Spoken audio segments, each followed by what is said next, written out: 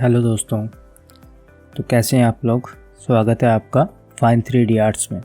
मेरा नाम है मुकुल और आज हमारा टॉपिक है एनिमेशन या 3D एनिमेशन। अब एनिमेशन का नाम सुनते ही हमारे दिमाग में एक ही चीज़ आती है, वो है कार्टून। पर ऐसा नहीं है। एनिमेशन का मतलब सिर्फ कार्टून नहीं होता। एनिमेशन में काफ़ी सारी चीज़ें आती हैं, जैसे कि मोशन ग्राफिक्स, प्रोडक्ट एनिमेशन और ग्रीन स्क्रीन एनिमेशन, जिसके बारे में हम इस वीडियो में आगे जानेंगे। और हाँ, हम एनिमेशन का यूज़ करके कार्टून भी बना सकते हैं।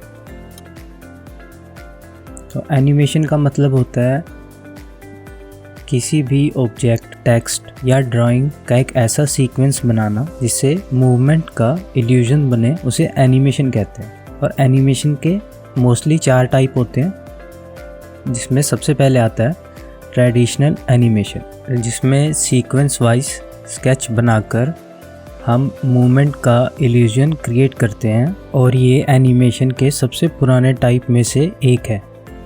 और फिर आता है हमारा स्टॉप मोशन एनिमेशन, जिसमें हम एक रियल लाइफ ऑब्जेक्ट की फ्रेम बाय फ्रेम मूवमेंट करवाकर एक पिक्चर क्लिक करते हैं, फिर बाद में उन सभी पिक्चरों को एक वीडियो सीक्वेंस बनाकर मूवमेंट का इल्यूजन क्रिएट करते हैं।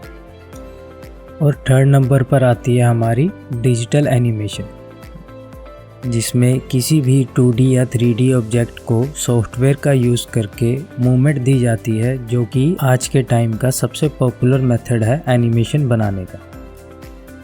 इसी से मिलता जुलता हमारे 4th नंबर पे आता है हमारा हाइब्रिड एनिमेशन। इसमें रियल लाइफ ऑब्जेक्ट पर डिजिटली ग्राफिक बनाए जाते हैं, जिन्हें हम VFX यानी विजुअल इफेक्ट भी कह सकते हैं। ये थी कुछ इम्पोर्टेंट बातें एनिमेशन को लेकर, जो आगे बढ़ने से पहले हमारे लिए जानना ज़रूरी थी।